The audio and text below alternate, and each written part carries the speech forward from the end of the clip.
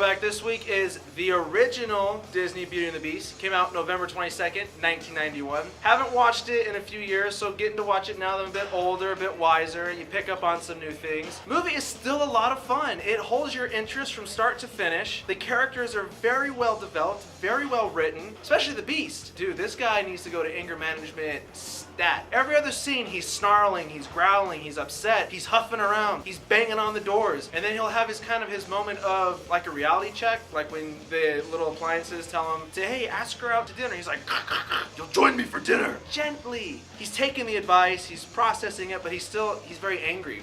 One thing though, I'm going to point this out there. That guy that's the Beast, Prince Adam, in case you didn't know what his name was, his name is Prince Adam. He got punished for stranger danger because an old lady knocks on the door and he answers it and says no, bam, he's now punished for that. So the 1991 Beauty and the Beast, one of my all-time favorite Disney films, and honestly one of my all-time favorite films. One of the reasons for that is obviously the amazing music. The songs in this film are absolutely incredible. Even the songs that got cut from this movie are better than some songs that I've seen in finished musicals. The opening sequence, just for example, sets the place, it sets up all the characters, it introduces us to the world and all the people in it, so you understand exactly what is going on, and it's not boring, it's actually incredibly engaging. It draws us in, and it's very memorable. My guess is you probably already watched our review for the new Beauty and the Beast, so you heard a little bit of my opinion on the original Beauty and the Beast, but I will say it is a classic. Not only did it come out at the perfect time in my life, where I really attached to it in that golden age of Disney, I feel that it had magic that Disney is known for. It was short and sweet, and it tells the story very fast, but you feel connected. You feel like you're going on a journey with these characters. Just by a glance, or a subtle move of the shoulder, you completely understand what these characters are going through emotionally. Little scenes, like when he goes to give her the library, and you can see in his face how happy he is to be doing this because she enjoys it. You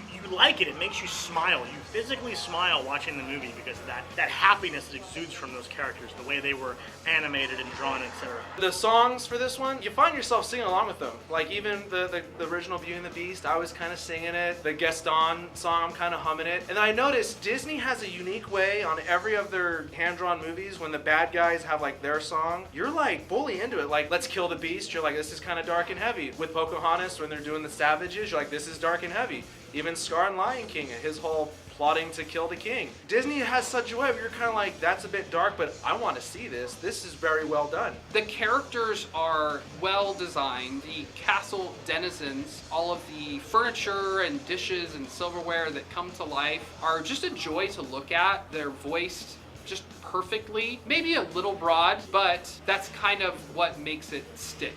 I think the biggest thing that this movie has going for it actually is the character of Belle. She's a very likable character. That's not always easy to do in a musical. It's not always easy to do in animation. But this character is so likable that you're drawn into her story and you really follow it from her perspective. It's just fun to go on this journey with her. When it comes to the side characters, aside from Belle and Beast, you know, Lumiere and Cogsworth and Gaston and LeFou, they're all great. Gaston's voice, in my opinion, is the manliest voice in Disney musicals. He has this booming voice that demands the present, and it adds so much to the character. If you were to have a different voice in that, like the new movie, I feel it wouldn't be as powerful. You don't realize how much that voice impacts the entire look of that character until you see the character done without that voice. Now, there was one thing I noticed that was bad that really shocked me. I'm surprised I didn't see it the first time I saw it, but it goes to show you how your senses develop differently as you go to watch movies as time goes by. The animation quality in this, and I know it was hand-drawn a majority, there was a little bit of CG in the ballroom.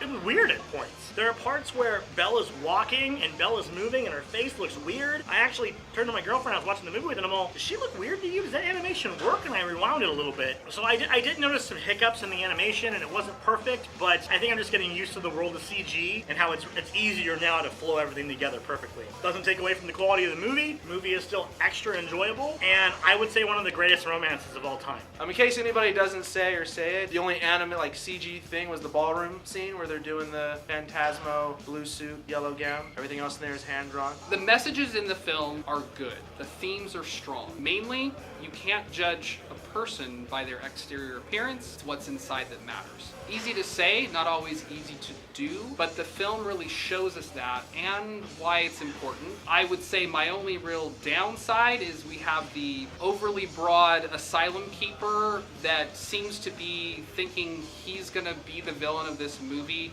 Sorry, not happening. Let's focus a little bit more on Gaston. I do like the fact that during this movie, Belle doesn't know he's a human. At no point do they tell Belle there's a curse. At no point do they tell Belle that this is the man that's been transformed into a beast. And I really like that aspect of it. I like that it's the idea of just a natural love, that the personalities connect, that she doesn't know that. They did that a little differently in the new movie, but excellently done in this movie. All in all, 91 Beauty and the Beast, still a classic, still an amazing movie. I recommend it. Whether you're an old person, middle-aged person, young person, you're gonna love it. It's one of Disney's like, hey, here's one of our gems. For me, I'm gonna give it a 10 out of 10. No problems with it. A really great movie, just period. Fantastic. Ultimately, the animation in this film is gorgeous, and I feel like this is a story that could truly only be told through the beauty of classic 2D animation. That's why I think this movie succeeds best as an animated film. I don't think that a live action film can possibly pull off the emotions that this film does. Gets my highest recommendation, 10 out of 10. So I'm going to give this movie a 10 out of 10. I feel this is one of the best Disney movies ever made. And I think that weights really heavily on how you're going to view the new movie, is based off how you viewed the old movie. So remember that going into the new one. I would suggest just watching the old one again. Go on ahead, guys, and throw some suggestions down there for other throwback. We have a couple that we're saving for certain things throughout the year, but if you have something of interest that you think we should give our opinions, review on, shoot that down there. We love them. Go on ahead and like this video and favorite it. Hit that subscribe button for more throwback reviews like this, plus movie reviews, unboxing videos, other shenanigans we're doing on the daily, weekly. And remember, guys, you heard it here at The Source.